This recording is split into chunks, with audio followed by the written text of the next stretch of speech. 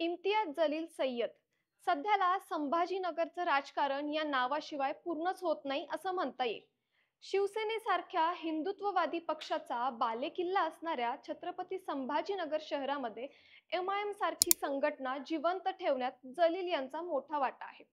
2014 मध्ये आमदार, 2019 मध्ये खासदार अशी कारकीर्द आपल्याला इम्तियाज जलील यांची पाहायला मिळते. यंदाच्या लोकसभेत त्यांचा पराभव झाला असला खरा तरी त्यांनी हार न मानता संभाजीनगर पूर्वेच्या विधानसभेच्या मैदानात शेंडू ठोकलाय. तसंच लोकसभेची आकडेवारी पाहिली तर त्यांची निवडून येण्याची खात्री होती. मात्र सध्या अशी परिस्थिती निर्माण झाली आहे की इम्तियाज जलील हे संभाजीनगर पूर्वेतून पराभूत देखील होऊ शकतात. मात्र ते कसं? त्या पाठीमागची कारणं काय? संभाजीनगर पूर्व मतदारसंघात नेमकं काय घडतंय? चला तर मग जाणून घेऊयात आजच्या व्हिडिओच्या माध्यमातून. पण त्यापूर्वी तुम्ही जर चॅनलला सबस्क्राईब केलं नसेल तर सबस्क्राईब करून घ्या. नमस्कार, मी आर्या राऊत आणि तुम्ही बघताय महाराष्ट्र भूमी.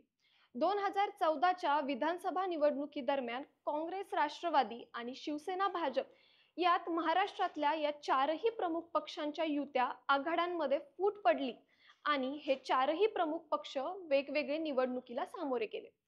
त्यावेळेस संभाजीनगर मध्य मतदारसंघ, जो की पारंपरिक शिवसेनेच्या विचाराचा मतदारसंघ आहे, तिथं विद्यमान आमदार आणि शिवसेनेचे प्रदीप जयस्वाल यांच्यामध्ये आणि भाजपच्या किशनचंद तनवानी यांच्यामध्ये मतविभागणी झाली आणि त्या मतविभागणीचा फायदा तिथे एमआयएमला झाला आणि इम्तियाज जलील हे त्यावेळी 19,982 मतांनी तिथे विजयी झाले होते. पुढे 2019च्या लोकसभेत देखील असेच काही झाले. त्यावेळी शिवसेनेचे कन्नड मतदारसंघाचे आमदार हर्षवर्धन जाधव यांनी पक्षात बंडखोरी करत अपक्ष उमेदवारी अर्ज दाखल केला. त्यामुळे शिवसेनेची जी पारंपरिक हिंदुत्ववादी मत होती ती या ठिकाणी विभाजित झाली, ज्यामुळे इम्तियाज जलील यांचा विजय झाला होता. आता वर्तमानात पाहिलं तर या लोकसभा निवडणुकीत संभाजीनगर मतदारसंघ झालेल्या तिरंगी लढतीत शिवसेना शिंदे गटाच्या संदीपान भुमरे यांचा विजय झालाय, तर जलीलांना पराभवाचा सामना करावा लागलाय.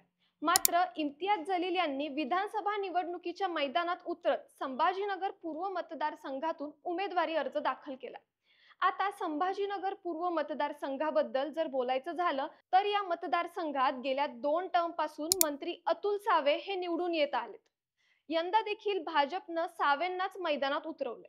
त्याशिवाय काँग्रेसकडून लहू शेवाळे हे इथून मैदानात असणार आहेत.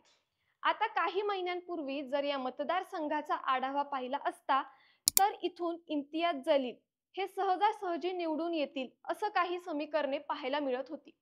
म्हणजेच लोकसभा निवडणुकीत संभाजीनगर पूर्व मतदारसंघातून इम्तियाज जलीलांना 25,915 मतांची आघाडी होती. त्यामुळे इथे जरी सहजासहजी निवडून येतील अशी चर्चा सुरू झाली होती. मात्र आता पाहिलं तर इथली मुस्लिम मतं ही विभाजित होताना आपल्याला पाहायला मिळत आहे. त्या पाठीमागे कारण म्हणजे गेल्या वेळी संभाजीनगर पूर्व मतदारसंघातून एमआयएमच्या तिकिटावर उभा असणारे अब्दुल गफार कादरी यंदा समाजवादी पक्षाच्या माध्यमातून निवडणुकीच्या मैदानात आहेत. त्याशिवाय वंचित बहुजन आघाडीचे अफसर खान यांनी देखील आपली दावेदारी मांडली. त्यामुळे सरळ सरळ या मतदारसंघातली मुस्लिम मतं विभाजित होऊन इथं अतुल सावेंचा फायदा होताना दिसतोय. शिवाय आणखी एक महत्त्वाचा मुद्दा म्हणजे या 2 मुस्लिम उमेदवारांच्या व्यतिरिक्त आणखी 14 मुस्लिम उमेदवार देखील या ठिकाणी निवडणुकीच्या मैदानात आहेत.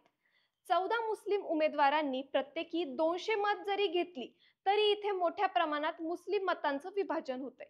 त्यामुळे संभाजीनगर पूर्व मतदारसंघातून पुन्हा अतुल सावेंचं निवडून येतील अशी शक्यता वर्तवण्यात येते. त्यामुळे संभाजीनगर पूर्व मतदारसंघातून पुन्हा अतुल सावेच निवडून येतील अशी शक्यता वर्तवण्यात येते.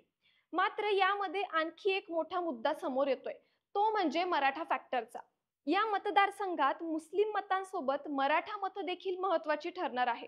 जर यदाकदाचित जलील यांनी मनोज जरांगे पाटलांच्या समर्थनात घेतलेल्या भूमिकेतून मराठा समाजाने जलील यांच्या पारड्यात आपलं वजन टाकले तर इतर चित्र काही वेगळे दिसू शकते. त्याशिवाय अतुल सावे हे देखील ओबीसी समाजातून येतात आणि महाराष्ट्रभर मराठा विरुद्ध ओबीसी हा वाद मोठ्या प्रमाणात सुरू आहे. त्यामुळे देखील इथली मराठा मतं ही जलील यांच्या पारड्यात जाण्याची शक्यता आहे. म्हणून संभाजीनगर पूर्व मतदारसंघाची निवडणूक ही एकतर्फा म्हणता येणार नाही. आता यावर तुमची प्रतिक्रिया काय हे आम्हाला कमेंट्सच्या माध्यमातून नक्कीच कळवा. धन्यवाद.